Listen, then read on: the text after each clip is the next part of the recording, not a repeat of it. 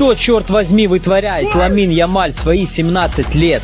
Это юное дарование Барселоны уже провел свой 100-й матч во взрослом футболе. И за это время ему удалось забить 22 гола и отдать 33 ассиста. В свои годы он не просто играет, а доминирует.